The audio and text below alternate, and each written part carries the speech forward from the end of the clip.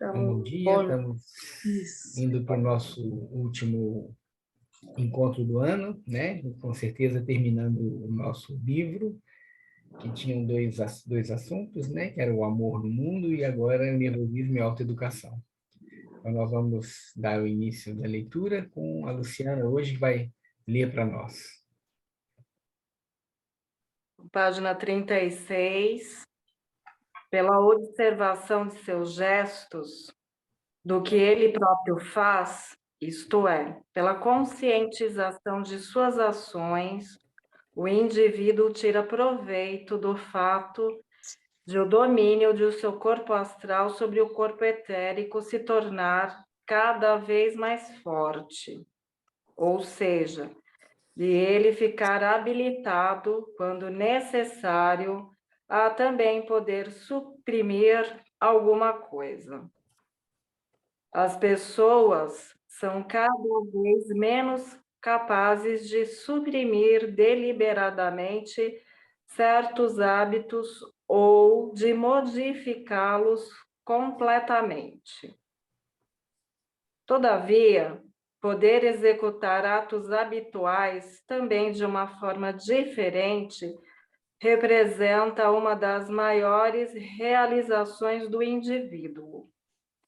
De modo algum, nós queremos desenvolver, digamos, uma escola de falsificação da escrita. Isto, hoje em dia, aprende-se somente para fins escusos. Contudo, quando a pessoa tem a intenção de permanecer honesta, a adoção de uma letra diferente é benéfica para a consolidação do corpo etérico. De maneira geral, nas diferentes ações que devemos executar, é bom adquirir a habilidade de também fazê-las de outra maneira, não precisando depender de uma única forma para executá-la. O indivíduo não precisa tornar-se logo um fanático da utilização indiscriminada de ambas as mãos. Porém, se tentasse, de maneira sensata, habilitar-se a também executar ao menos algumas ações com a mão esquerda, não seria preciso continuar esse experimento, senão ao ponto de constatar ser capaz de fazê-lo. Isto exerceria uma influência favorável sobre o corpo astral, em seu domínio sobre o corpo etérico. O fortalecimento do ser humano no sentido da concepção científico-espiritual faz parte de tudo com que a propagação dessa ciência há de contribuir para a nossa cultura. O que se poderá chamar de cultura volativa é justamente algo de grande importância. Nós já frisamos antes que, muitas vezes, o nervosismo se manifesta no fenômeno de as pessoas da atualidade não saberem muito bem o que fazer para realizar o que querem de verdade ou o que deveriam querer. Elas recuam diante da execução daquilo a que se propuseram. Não conseguem realizar nada de valor e assim por diante. Este fenômeno diagnosticável como certa fraqueza da vontade baseia, por sua vez, num domínio fraco do eu sobre o corpo astral.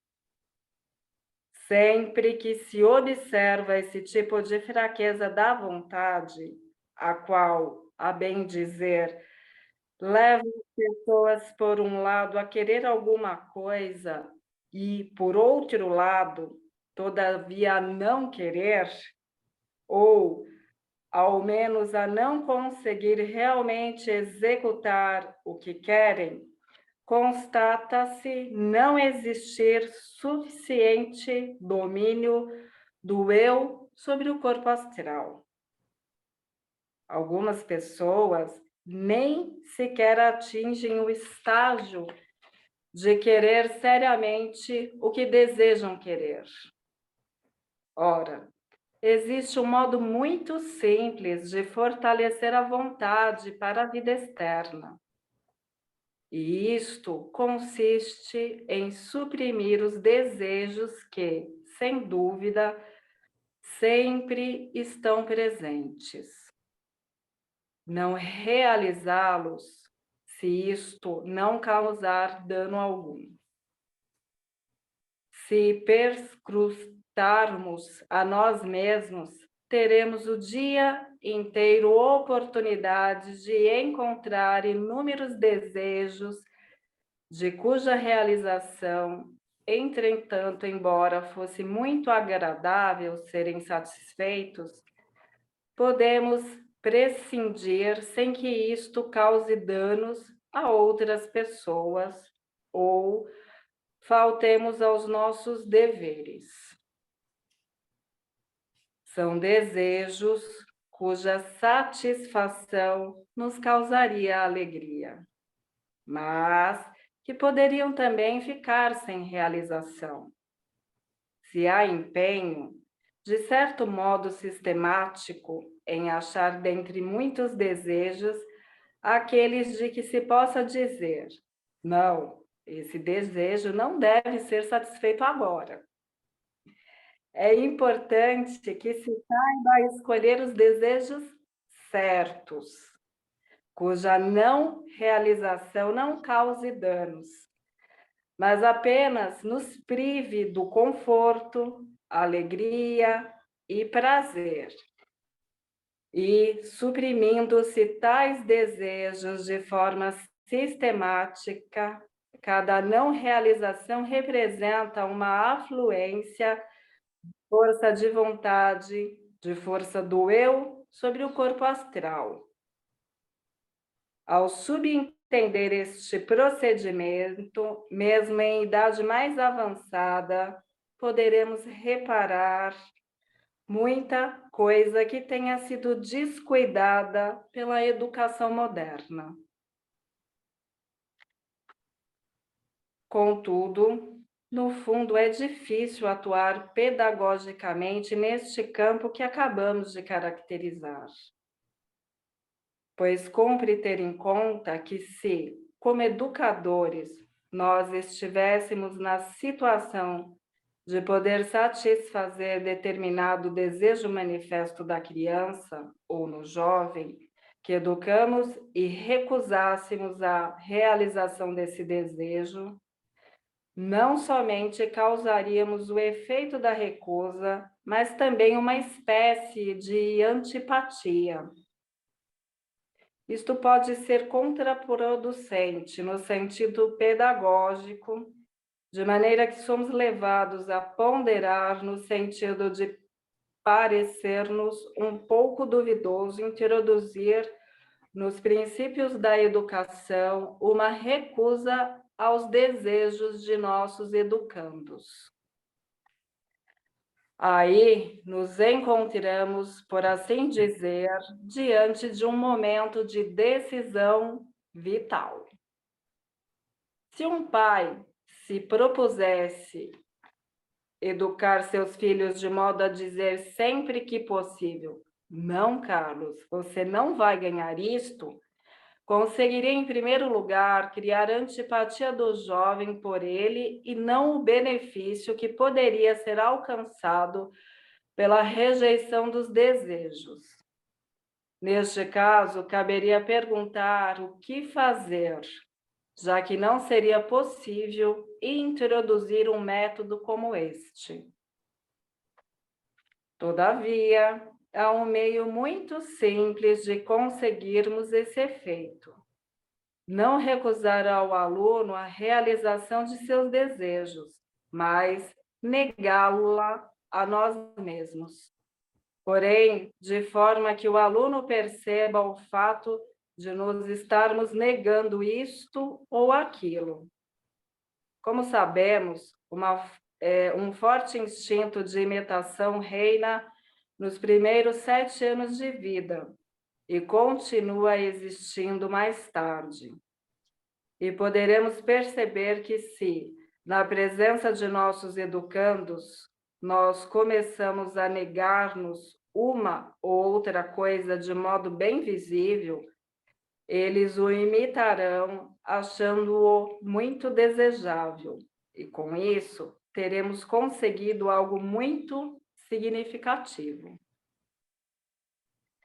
Assim, deixando que nossos pensamentos sejam dirigidos de forma correta pelo que a ciência espiritual possa significar para nós, vemos que essa ciência espiritual não permanece apenas como teoria, e sim torna-se sabedoria existencial, algo que realmente nos suporta e nos conduz na vida. Um meio muito importante para reforçar o domínio do nosso eu sobre o corpo astral foi dado com o que, de certo modo, pode ser apreendido das 2 conferências que eu pronunciei aqui. A particularidade dessas 2 conferências reside no fato de ali ter sido indicado o que pode ser dito a favor e contra determinado assunto. Aí tem aqui a nota 7, que fala a conferência citada na nota 1, página 23, sobre os temas como se refuta a teosofia e como se fundamenta a teosofia.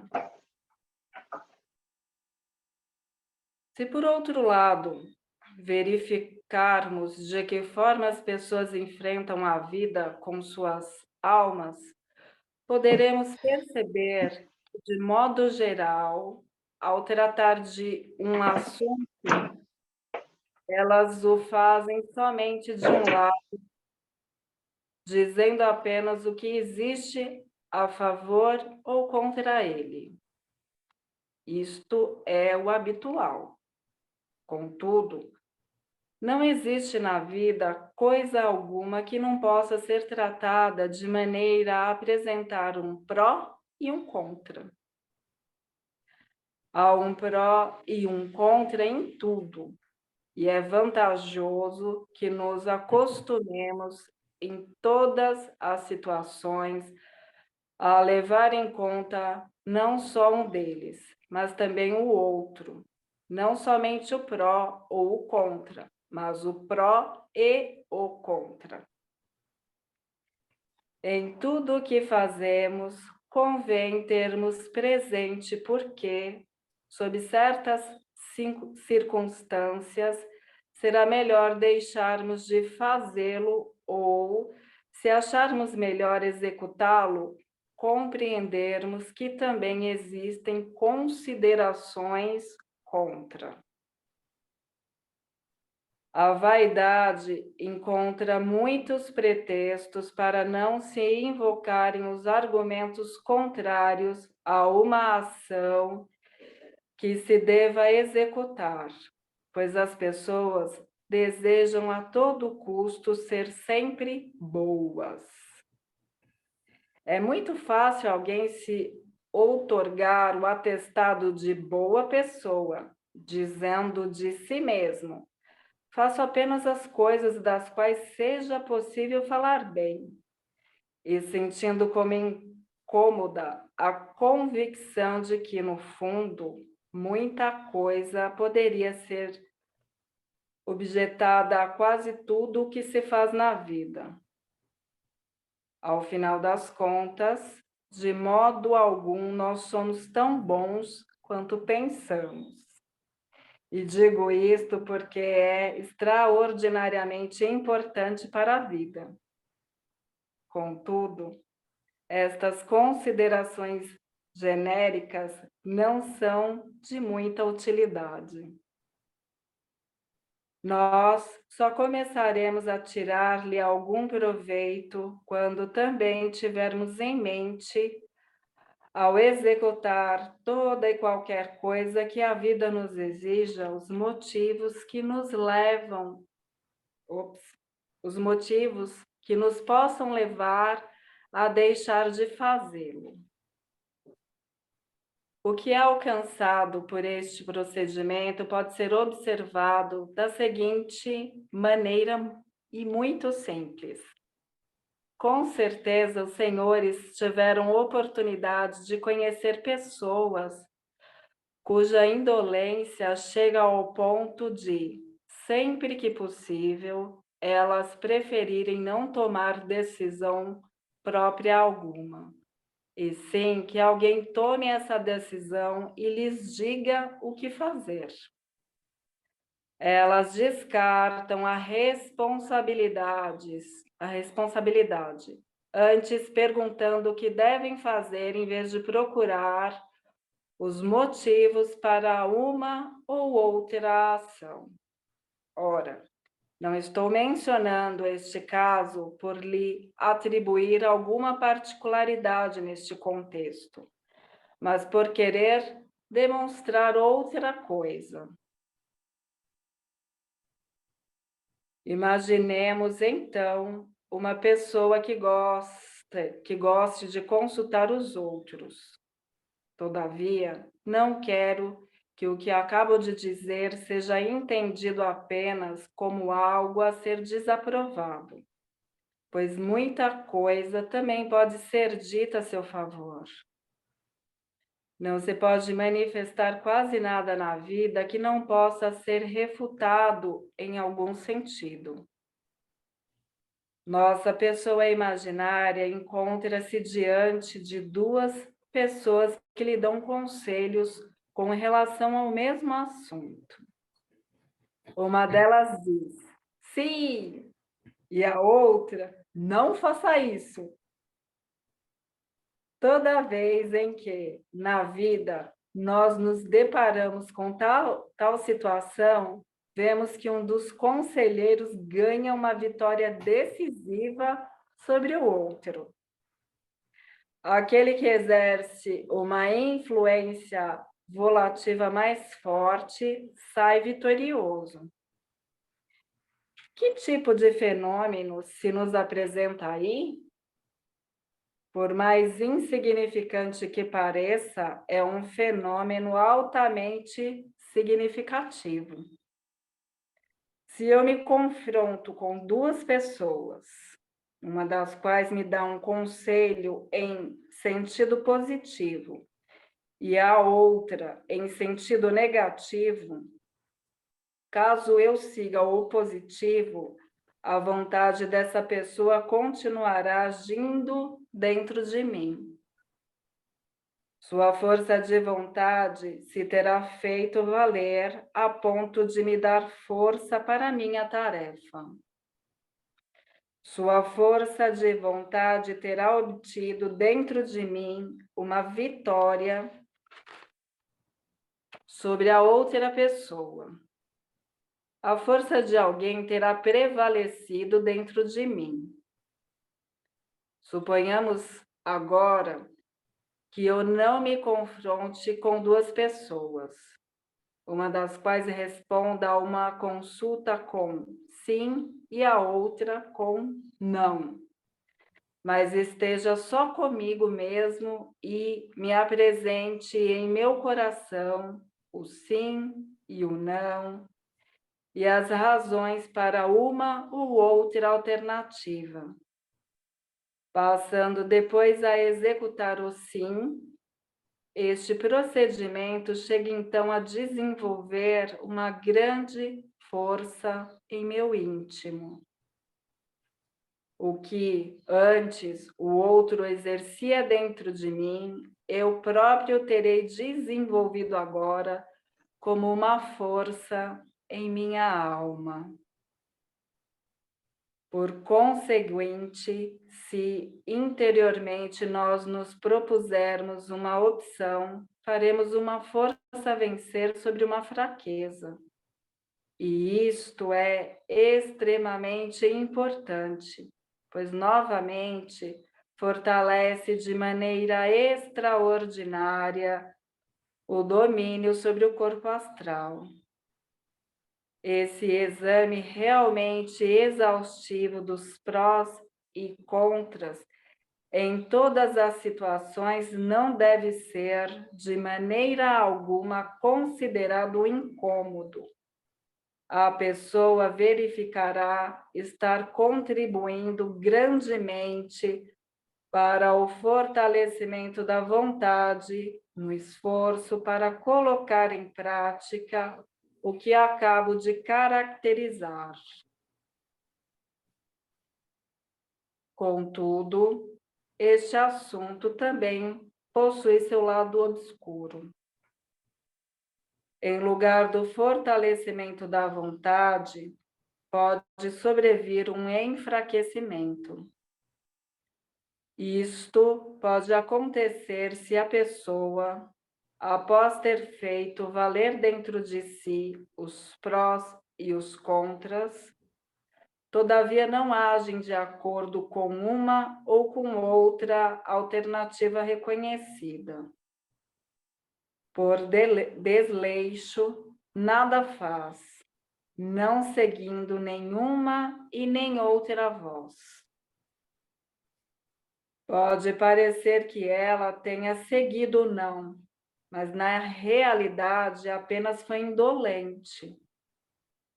Daí resulta o seguinte: até nestes detalhes é vantajoso tomar em consideração a ciência espiritual, para que a pessoa não proceda a certa ponderação dos prós e contras, estando cansada, estando de alguma forma esgotada, e sim quando se sentir forte, de modo a saber: eu não estou esmorecida, estou em condições de seguir ativamente o pró e o contra que apresento à minha alma.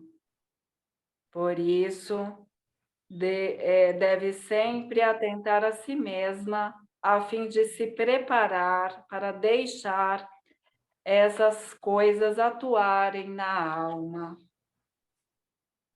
Outro sim, o empenho em afastarmos de nossa alma tudo o que, de certa forma, ergue um antagonismo entre nós e o mundo, entre nós e nosso ambiente, faz parte, no sentido mais eminente das coisas que fortalecem o domínio do eu sobre o corpo astral.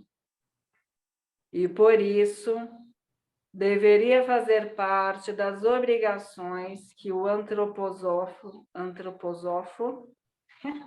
impõe a si mesmo o fato de não se interdizer críticas justificadas. Sendo a crítica objetiva, naturalmente seria uma fraqueza proclamar, por assim dizer, devido às razões puramente científico-espirituais, o mal como o bom. Nós devemos aprender a discernir se estamos censurando algo por sua própria causa ou porque, em sua influência sobre nossa pessoa, pelo fato de o sentirmos desagradável, nos parece sujeito à crítica. Quanto mais conseguirmos acostumar-nos a não deixar o juízo que formamos, especialmente dos nossos próximos, depender da maneira como eles se nos apresentam, tanto mais promoveremos o fortalecimento do domínio do nosso eu sobre o nosso corpo astral. É até benéfico nos impormos a resignação de não considerarmos as coisas como ruins, simplesmente por nos sentirmos molestados por elas. Ao contrário, devemos reservar nossa crítica quanto à avaliação de pessoas, às situações que não nos afetem pessoalmente. Não recomendo isto para podermos vangloriar-nos dizendo: somos pessoas boas por não criticar nossos próximos. E sim, para nos tornarmos fortes devido a essa resignação.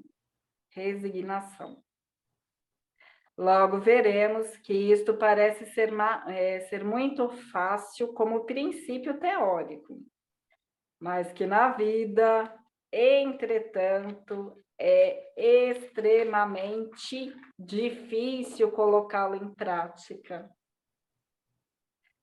É bom, por exemplo, frente a uma pessoa que acabe de dizer-nos uma mentira, abster-nos de sentir antipatia por ela por causa dessa atitude. Quero salientar que não se trata de não denunciá-la a outros, se necessário, e sim de contermos esse sentimento de antipatia por esta pessoa que nos mentiu. Podemos muito bem formar uma opinião sobre uma pessoa considerando a forma como se harmonizam suas ações no decorrer dos dias. Se num dia ela fala de uma maneira e no outro dia de maneira diferente, não precisamos fazer não precisamos fazer outra coisa senão justapor suas diferentes fases e teremos uma base bem melhor para avaliá-la do que salientando seu comportamento para conosco. É importante deixarmos as coisas falar por si próprias, ou compreendermos as pessoas pela continuidade de seus atos, não formando um parecer com base em ações isoladas, e sim na forma como condizem todos os seus atos. Mesmo no caso de alguém que tomemos por um patife inveterado, podendo-se dizer que ele nunca faz nada incompatível com a ideia de um patife. Podemos encontrar muitos aspectos destoantes que até contradigam todos os seus atos.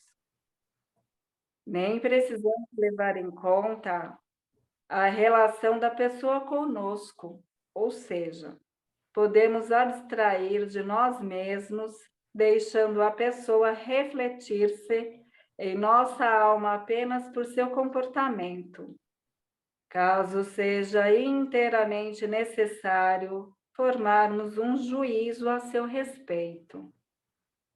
Contudo, muito ajudará ao fortalecimento do nosso eu se refletirmos sobre o fato de uma grande parte, 9/10, dos julgamentos que fazemos poderem ser suprimidos. Seria largamente suficiente para a vida se genuinamente vivenciássemos em nossa alma somente 1/10 dos julgamentos que costumamos fazer do mundo. A vida em si não seria prejudicada, tampouco em relação a nós próprios, pelo fato de desistirmos de pronunciar os restantes 9/10. Hoje, eu lhes chamei a atenção para alguns detalhes aparentemente insignificantes. Todavia, De vez em quando, devemos empenhar-nos também em encarar tais coisas, pois justamente essas coisas podem ensinar-nos como o pequeno pode ser grande. Pode ser grande em seus efeitos e como devemos tratar a vida, por assim dizer, de um ângulo completamente diferente do que estamos acostumados a fazer, caso desejemos dar-lhe forma sadia e vigorosa. Evidentemente, não pode bastar dizermos simplesmente que quando alguém adoece, o enviamos à farmácia, pois lá ele encontrará o que necessita. O correto deve ser organizarmos a vida de tal maneira que as pessoas sejam menos atingidas por doenças, ou que as doenças sejam menos graves. O ser humano sofrerá menos doenças se, por meio dessas coisas insignificantes, fortalecer a influência do seu eu sobre o corpo astral, do corpo astral sobre o corpo etérico e do corpo etérico sobre o corpo físico. A autoeducação e atuação sobre a educação de outros são, pois, assuntos que podem ser depreendidos de nossa concepção antroposófica fundamental. Obrigado, Luciana. Então, eu não interrompi porque eu achei que ele estava bem, de uma forma bem tranquila, né, explicando as questões. Lógico que é fácil o que ele escreve, não necessariamente é fácil como conduzir isso na nossa biografia. Mas o que é importante nesse capítulo, e que é uma coisa que é bem forte para nós, é como que a antroposofia pode ajudar na vida prática. E aqui ele trouxe bem essa característica, que é um caminho de salutogênese, né? É aquilo que nós já falamos aqui, é o que gera saúde. E ele trouxe algumas observações que, como ele diz, são simples, mas justamente por serem simples, exigem bastante atenção, porque senão nós escorregamos para dentro de uma inconsciência perante esses fatos, né? E, de novo, aqui ele traz, né, uma característica que a antropologia coloca, que é a quadrimembração do ser humano, né? O seu corpo físico, aquela instância que traz vida, que nós chamamos de corpo etérico, a instância que nos coloca perante não só o movimento físico e de alma, mas também aos nossos impulsos e desejos, e a nossa individualidade, que é aquilo que nos traz autonomia. Isso não é uma observação estanque, né, uma observação teórica, mas na realidade ele mostra como que nós podemos ativar esse entremear, né, dessas quatro instâncias. Então, eu atuando sobre o corpo astral atuando sobre o corpo etérico atuando sobre o corpo físico. E com isso nós temos a tendência a diminuir, né, a possibilidade de diminuir a incidência de tantas doenças, ou caso, dentro da tarefa do indivíduo, ele precise passar por uma doença, que essa doença não seja tão agressiva assim. Mas, uma vez que terminamos, é interessante assim que possamos pensar, né, de uma forma, se não tem dúvida, mas uma forma interessante é assim, o que mais me chamou a atenção de todos esses exercícios, né? Aí seria interessante deixar agora em aberto para que cada pessoa possa dizer, nossa, isso aqui é uma coisa que me chama a atenção, eu acho isso importante, de preferência não olhando para outros, mas olhando mais para si mesmo, né? Esse é um ponto difícil, esse é mais fácil ou não. O que vocês acham? E agora eu gostaria de ouvir, né, deixar aberto para que vocês possam falar sobre isso. Não fiquem tímidos, podem falar.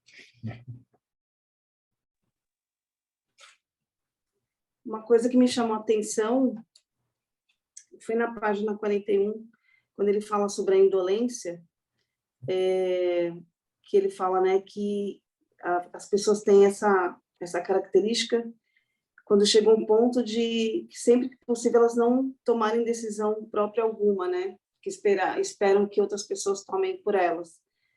E para mim assim foi uma surpresa, porque eu nunca tinha pensado dessa forma, que isso pudesse ser, né, dito como uma indolência.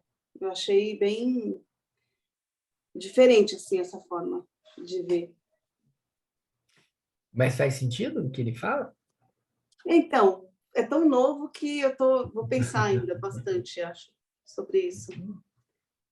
Parece que sim, né? Porque é como se indolência, assim, como se a pessoa não se colocasse com firmeza na própria vida. Então, ela precisa que algo venha de fora para que diga o que ela tem que fazer e assim, se der errado, ela não tem responsabilidade Sim.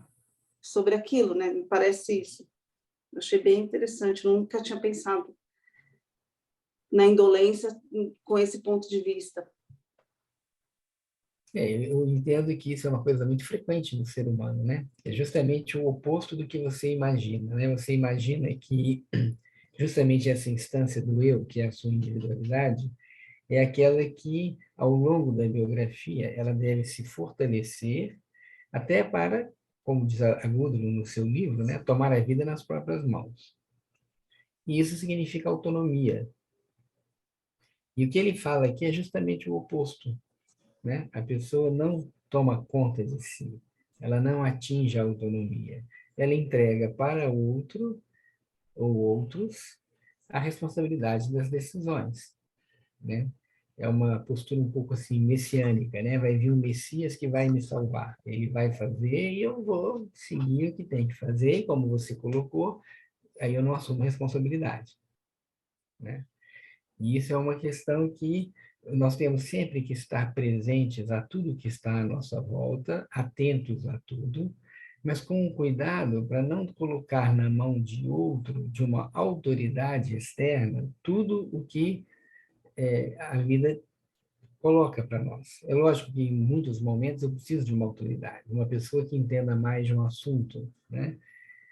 Se eu vou construir uma casa, quem é uma autoridade? Seria um arquiteto, seria um engenheiro. Se eu vou preciso de uma doença, de uma questão de saúde, eu vou procurar um médico. Se eu preciso de uma questão, uma orientação jurídica, é o advogado, né? Então isso é uma realidade da vida.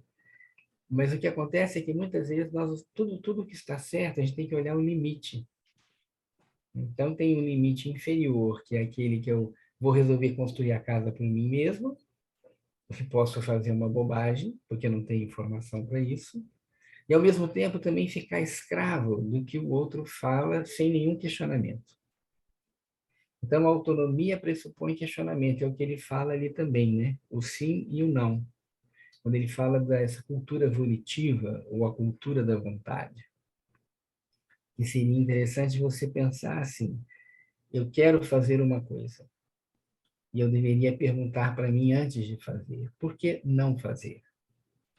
Então, eu não preciso necessariamente perguntar para outro, embora, evidentemente, como nós já colocamos, é humano, né, eu pedir a ajuda de outras pessoas, mas eu poderia começar a exercitar nas simples coisas da vida, né? Se eu quero fazer, por que não fazer? E fazer uma análise disso. Ou ao contrário, eu não quero fazer uma coisa, mas por que eu deveria fazer? Então, essa é a cultura da abolição, que parte da própria individualidade e, evidentemente, vai nos fortalecendo. Porque o fato de fazermos essa cultura da abolição vai nos mostrar que nós vamos errar muitas vezes, sem dúvida, né? Mas é justamente isso que fortalece a nossa autonomia. E esse é o que fortalece o eu sobre o corpo astral, né? Sobre esse corpo dos impulsos e desejos, porque muitas vezes nós fazemos coisas mais pelo desejo, pelo prazer de fazer, e não observamos o impacto que isso tem sobre nós mesmos, e muitas vezes, o que é mais complexo ainda, o impacto sobre o entorno, sobre a natureza, sobre as pessoas que convivem conosco. Então, realmente, essa questão da indolência, ela é o oposto a uma autonomia, né? Acho que isso é um ponto bem importante que ele traz. Mas E tinha eu, a Zilda... desculpa, desculpa. Pode falar, não, Zilda. só para terminar. Então, eu tenho, né, ainda essa ideia de que a indolência era o contrário, né? Que a gente ouve falar assim, ai, fulano é indolente. É como se ele estivesse fazendo o que ele quer e não escutando, Não, não, não, não. né? Não. E aqui ele Indolência é traz isso. justamente Uhum, uhum. interessantíssimo. Vou pensar bastante sobre isso. Tá bom. Tem muita coisa até o final do ano, viu? Dá muito. Tem mais 7, tem mais, né? Nós temos ainda 14 dias para trabalhar sobre essas coisas, para fechar bem o ano, né? Depois tem a Zilda, a Zuleika e a Cecília. Zilda, por favor. Das coisas que foram ditas, o que eu senti que é mais fácil fazer é trabalhar a mão esquerda. Uhum. Mais fácil a gente colocar em prática. Essa coisa aqui da indolência me chama atenção, porque nunca pensei que eu fosse indolente, mas quando se trata de escolher o que comer, eu sempre quero que alguém escolha. Mas não para culpá-lo de que você fez uma má escolha, né? Mas é porque eu não confio na minha escolha.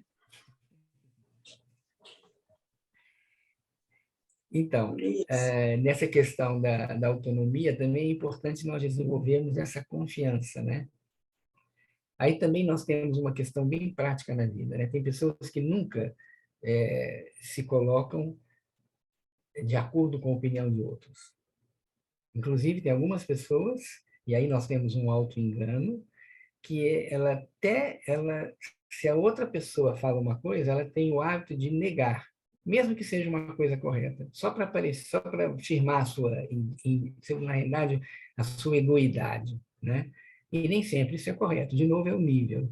E outras pessoas que estão sempre deixando, deixa o outro decidir, eu não quero interferir, também não é correto, né? Então, o exercício dessa cultura da evolução também é esse aspecto de me colocar no mundo, respeitando a opinião do outro, mas também não deixando que o outro decida tudo por mim. Então, o exercício sempre é o caminho do meio, né? Sempre esse é o caminho do meio, de desenvolvermos uma autonomia, sabendo que, como estamos no meio de outras pessoas, alguém a gente vai desagradar. Isso não tem jeito, né? Mas vamos pensar assim, eu primeiro tenho que olhar para a minha postura, procurando uma autonomia, mas sempre atento para o que está fora, sempre atento para não prejudicar o outro. Então, esse caminho do meio tem essa dupla via: o fortalecimento da minha individualidade, respeitando a individualidade do outro. Esse é o desafio, né? Chegar num ponto de equilíbrio, que esse é o desafio. A Zuleika, queria falar?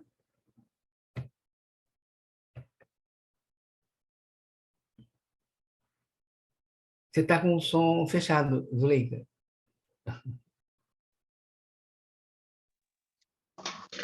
Você falou a palavra desafio aqui, Uhum. e eu acho meio desafiador essa parte falando dos educadores e do pai.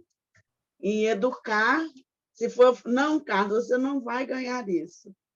Então, você pensa nos filhos, na educação que a gente sempre está tentando orientar, e a gente fala muito isso, você não vai ganhar, você não vai fazer. E depois, pensando nessa autonomia, nessa forma de você se tornar mais autoconfiante, como isso influenciaria a nós mesmos, entendeu? Como fomos filhos também. A gente tem sido sempre educado, as pessoas direcionando o nosso caminho, entendeu? Aí eu acho que isso é uma coisa que a gente tem que buscar, pensar muito a hora de você educar, controlando, informando, é muito diferente. E essa sobre a indolência é uma coisa que realmente, como a Cindy falou, é muito interessante você pensar de outra forma a palavra indolente. As pessoas que não tomam decisões, que você sempre pensa que essas pessoas são pessoas, né, que concordam, você está sempre discordando, e às vezes não, as pessoas não estão tomando decisão mesmo. Entendeu? É muito interessante tanto a parte da educação, quanto também a autoconfiança, a coragem de tomar decisão, ou se conheceu bastante para saber pensar nos prós e nos contras seus desejos. Foi tudo muito interessante, entendeu? Muito cheio de desafio mesmo. Então, é interessante pensar que a palavra indolente apareceu não só no texto, mas tanto pela Cíntia e pela Zuleika, e eu olhei aqui no dicionário o que significa a palavra indolente, né? Só para a gente tirar essa dúvida. A palavra indolente significa ocioso, preguiçoso, negligente, insensível à dor, letárgico. E até ele usa um termo da medicina que disse de um processo patológico, né, um processo indolente, é aquele que persiste em não cicatrizar ou em não se resolver. Não se resolver. Então, na realidade, isso é ser indolente, né? Que é bem que está de acordo com o texto aqui. E você tocou uma coisa, Zuleika, que aí realmente é interessante a gente ter essa clareza, que evidentemente com crianças que ainda não têm um eu plenamente presente, o adulto é que faz esse caminho, né? Então, principalmente quando você olha, né, nós tem um outro grupo que nós estamos estudando a pedagogia curativa, que é um outro ramo da antroposofia, que é cuidar de crianças com cuidados especiais, onde o Steiner chama atenção de um processo pedagógico que é muito importante. A Mara está aqui, né? A Mara ontem estava lendo, nós estávamos lendo sobre isso, né, Mara? Sobre esse aspecto, que é que o corpo, sempre um corpo superior atua sobre o inferior. Né? Então, por isso que os exercícios são indicados, porque o eu atua sobre o corpo astral, o astral sobre o etérico sobre o eu. E o professor, ele tem que ter uma qualidade que se ele percebe, essa qualidade se baseia no fato, ele percebe que o corpo astral de uma criança não está devidamente adequado, é o eu dele, como pedagogo, que vai atuar sobre o corpo astral da criança. E ontem foi dito muito claramente no nosso grupo, né, a responsabilidade do educador, para que ele possa fazer isso. Então, por isso que ele fala que não adianta eu chegar para uma criança que está iniciando o processo de aprendizado e imaginar que ela, como um adulto, pode conscientemente abrir mão de um desejo. Como que funciona, então? O educador, seja pai, seja o educador da escola, e mesmo o terapeuta perante o seu cliente que está perdido, digamos assim, no momento biográfico, ele fazia esse exercício de educar-se a si mesmo. Então, quando ele educa a si, e isso é visível, você positivamente ensina para o outro. Né? Acho que nós já comentamos aqui aquela historinha que se conta, né, do sábio oriental, que a mãe vem para o sábio, traz o filho e fala para o sábio que o filho tem um vício e pede para o sábio dar uma orientação. E o sábio fala, volte daqui a 2 semanas. E quando volta daqui a 2 semanas, o sábio fala exatamente isso para o menino, você tem que deixar esse hábito. E a mãe pergunta, por que você não falou isso há 2 semanas atrás? E o sábio fala, porque eu também tinha esse vício. Então, essa aqui é a questão. Né? O que ele fala aqui é isso, eu preciso trabalhar em mim e, também comentamos ontem, né, a Mara vai lembrar, num outro livro, livro muito interessante do Steiner, ele chama essa atenção que no mundo físico eu tenho que fazer, se eu quero adquirir uma habilidade, eu tenho que fazer sempre mais. Então, se eu quero ser um excelente esportista, né, um determinado esporte, eu tenho que treinar, treinar, treinar, treinar. Nas realidades espirituais, é o contrário. Eu ganho força quando eu faço uma renúncia. Então, é completamente diferente. No mundo físico, eu preciso mais, que é a realidade do mundo físico. Mas se eu quero fazer um caminho de desenvolvimento, muitas vezes eu tenho que fazer uma renúncia. E é isso que ele chama aqui, né? Então, não adianta, principalmente a criança que imita, eu falar com a criança que ela não pode comer um doce, se eu, na frente dela, como exageradamente o doce. Então, é isso que ele chama a atenção. Eu preciso primeiro me educar para que eu possa realmente educar o outro. E permitir que ele vá criando essa autonomia, essa criança, para que no futuro, como adulto, ele faça isso por si. E ele possa exercer essa cultura da evolução, treinar a cultura da evolução. Muito bom. Cecília? Então, estou feliz que eu fui a última, tudo foi respondido e tudo comentado. Mas eu achei muito interessante, esses 2 pontos que eu ia mencionar, foi mencionado, né? O desafio, né? Que foi para mim, e né? A palavra-chave, né? E a indolência, porque muitas vezes eu entendo que o indolente, ele é cômodo, porque ele não vai tomar atitude, ele não vai fazer, o outro vai fazer, vai escolher. Se der errado, ele está no status quo, está lá, né? Então, esse desafio da gente tentar proporcionar que a pessoa invista, saia, erre, cresça, né? Como o senhor acabou de finalizar com essa chave de ouro, né? Que é esse desafio de você se pôr, né? Se mostrar, né? Não, eu não vou querer esse doce porque e você vai se expor. Então, muitas vezes a gente vive num meio muito competitivo.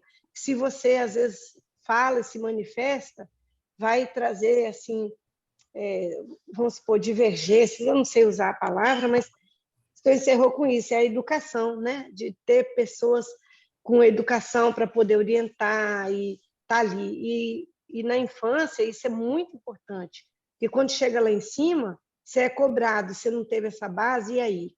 Né? Então, você teve aquele rótulo de indolente, aí quando você vai manifestar alguma coisa, né? Então, é esse desafio. Foram essas 2 palavras aí que me tocaram, e eu gostei muito de todas as colocações, né? Foi, assim, fantástico. Gratidão. Obrigado, Cecília. Patrícia? Para mim, é esse finalzinho da página 44, que é o finalzinho, né? Seria largamente suficiente para a vida se genuinamente vivenciássemos em nossa alma somente 1/10 dos julgamentos que costumamos fazer do mundo. Não do mundo como da gente mesmo, né? O que você trouxe aí, né? O que eu faço comigo, o auto-julgamento, né? E eu fiquei impressionada com esse número, né? 1/10. Quanto a gente julga, né? Eu tô falando por mim, claro. E eu acho que para mim esse é o que me chamou mais atenção, esse julgamento, né? Quanto a gente passa a vida julgando, e aí não traz a ação volitiva, né? Enfim. A Cecília aqui escreveu, complementando, né, é que a gente julga 24 horas. E realmente, eu me lembro que uma vez na formação biográfica eu comentei sobre isso, e teve uma aluna quase pulou da cadeira. Impossível deixar de julgar. Realmente é difícil, mas na realidade nós perdemos muito tempo. Porque quando eu estou julgando, eu estou olhando para fora, não estou olhando para mim. Né? E esse é um aspecto que é bem importante. Ele até fala ali, né? Não é porque a pessoa também fez uma atitude que eu vou ter que julgá-la. Às vezes até ela tem um comportamento e um dia ela perde esse equilíbrio e faz uma outra coisa. Então é importante que eu tenha esse cuidado. E o Steiner fala também em outro texto que é quando eu vejo uma coisa errada no ambiente, e principalmente se eu não posso corrigir, que eu deveria mentalmente fazer a correção. Então, se eu vejo uma pessoa criticar a outra, eu deveria mentalmente imaginar a situação salutar, né? Não patogênica. Como que eu posso criar pensamentos salutogênicos? Quando eu vejo um erro ser dito, ser feito, como que eu posso corrigir? É lógico que tudo, de novo, depende da situação, do contexto e do clima. Tem coisas que eu tenho que fazer, eu tenho que agir no mundo. Outras vezes, eu vou criar um nó se eu for ficar resolvendo tudo que as pessoas falam. Porque às vezes a pessoa fala errado porque ela não tem conhecimento pleno, ela não está fazendo isso por mal. Se você for ficar corrigindo tudo lá fora, primeiro que você pode estar errado na tua correção. Segundo que você vai criar uma confusão muito grande. Então você faz o exercício de corrigir internamente e sempre atento. Mas será que é isso mesmo? Então sempre é um caminho de autodesenvolvimento. Mas para isso eu tenho que ter um silêncio interno. Se eu estou sempre julgando, eu não tenho silêncio. Eu estou falando, né? Mesmo que eu não fale. Eu posso, inclusive, criticar o outro mentalmente, não fazendo uma expressão externa no mundo. Isso também que é o exercício, né? Então, se eu diminuísse tantos julgamentos, eu teria mais espaço interno para poder fazer um caminho de desenvolvimento. Mara?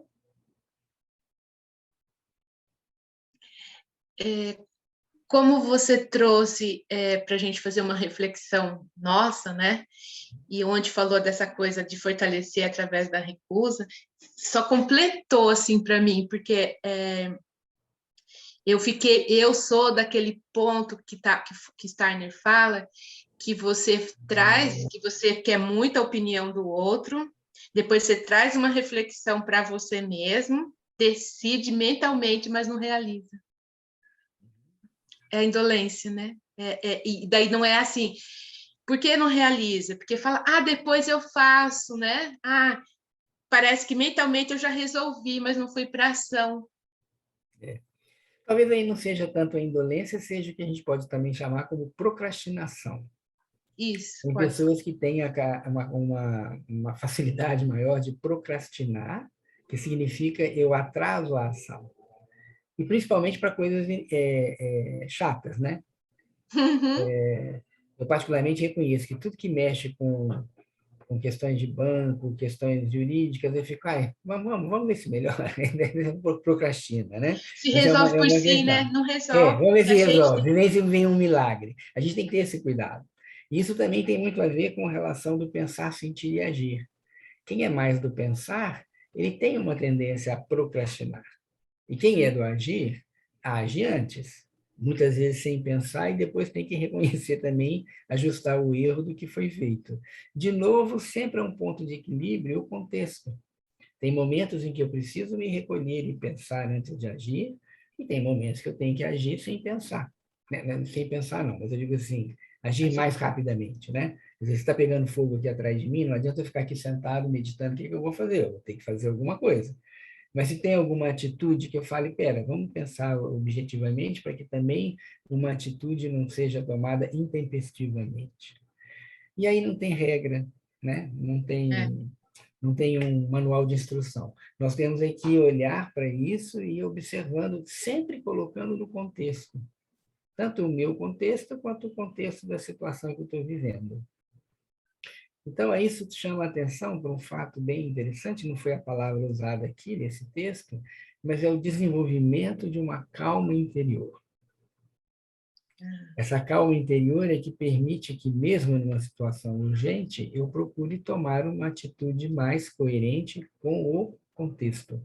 Calma interior também é bem interessante, né? Isso, nunca tinha pensado sobre isso, mas sobre a nossa conversa aqui. Calma interior não é indolência. A calma interior, na realidade, é uma presença de espírito. É saber o que eu devo fazer naquela situação.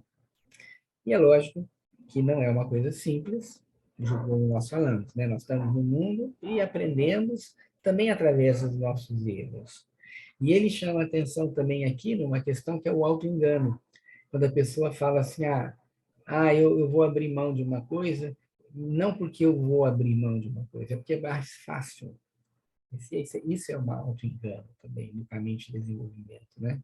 Eu deixo de fazer porque é mais fácil, e não porque realmente foi uma decisão interna de que eu vou deixar de fazer, porque isso é, neste momento, o que minha consciência, meu individualismo ético permite. Então, são muitos exercícios, na realidade. É um texto, na realidade, simples, quando ele fala dos exercícios, mas que nós vamos vendo como que exige essa presença de espírito, né? Essa paciência também consigo mesmo, a persistência, porque nós vamos errar bastante, mas buscar esse caminho dessa calma interior, né?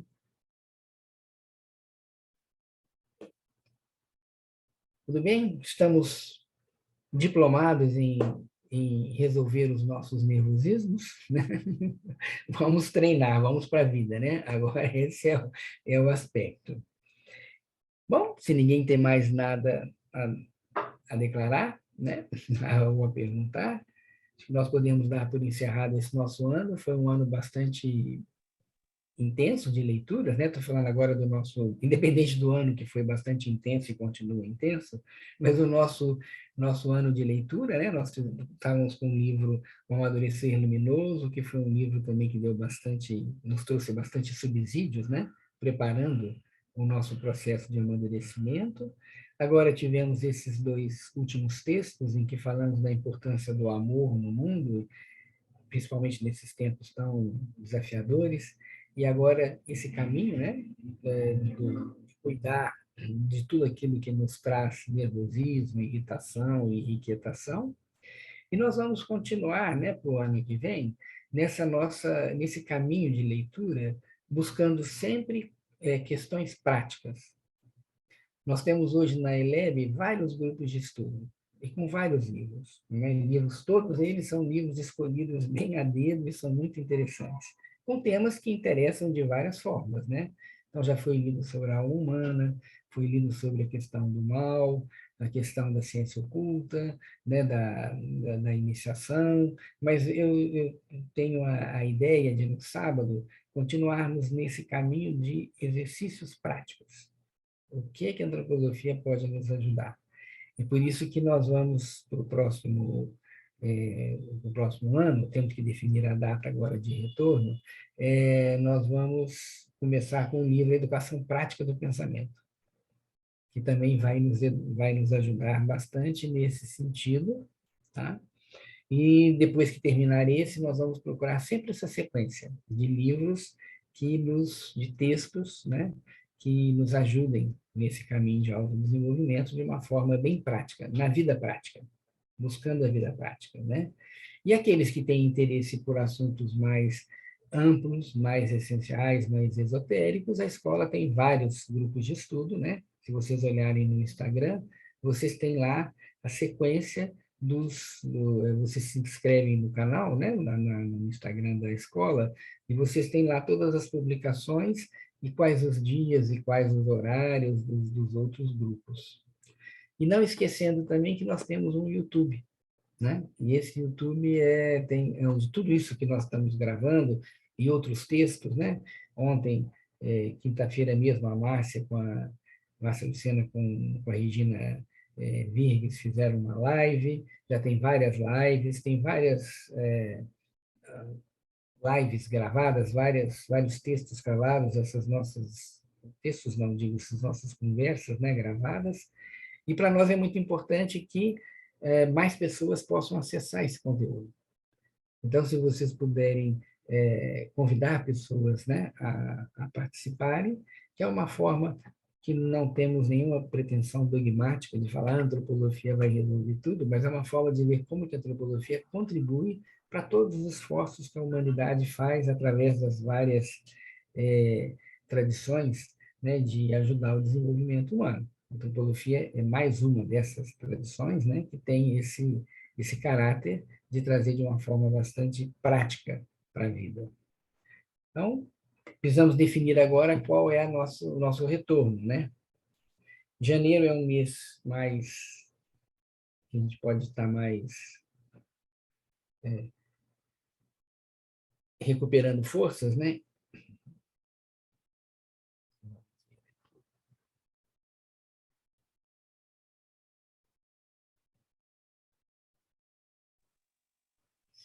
Primeiro sábado de fevereiro? Podemos voltar no dia 4 de fevereiro?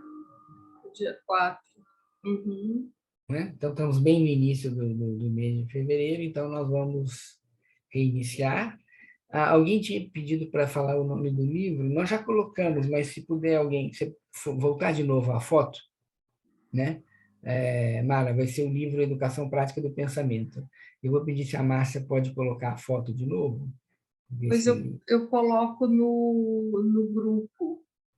Isso. O meu livro não está aqui, então depois, ou se Se a alguém... Cristina tiver ele aqui, eu acho até que ele deve estar no nosso... Deixa eu ver se ele está no nosso... Eu andei procurando agora se está no grupo, né? Mas... Deixa eu ver olhando nas mídias, talvez a gente consiga ver. Deixa eu ver se eu está não aqui. encontrei. Ah, está aqui. Não, esse é o outro. Esse é o... Amor sem significado. Eu acho que nós não estamos com ele mesmo aqui, não. Acho que Não vai ter que está, não, porque eu fotografar. procurei. Não, então tem que ser mesmo. Tem que pegar a foto e quem tiver ele com porque o meu, quando eu tenho... Eu tenho aqui, ó. então, ótimo, Ótimo. então mostra. Então, Zilda, se você puder... Então, peraí, mostra um pouquinho mais. É porque a luz está incidindo para mim, eu não estou vendo o título. Peraí. A educação prática do pensamento. Então, se você puder fotografar e colocar no nosso... não, manda para um de nós aqui. Para né? Márcia. Manda para Tá a bom, Márcia. manda para A Márcia Márcia. recoloca aqui no grupo. Eu já coloco isso. Tá joia. Gente, um bom Natal para vocês. Bom fim de semana primeiro, boa semana agora, um bom Natal. Se Deus quiser, uma Gratidão. passagem de ano seja bastante produtiva, né? Que possamos fazer boas retrospectivas de tudo que nós vivemos.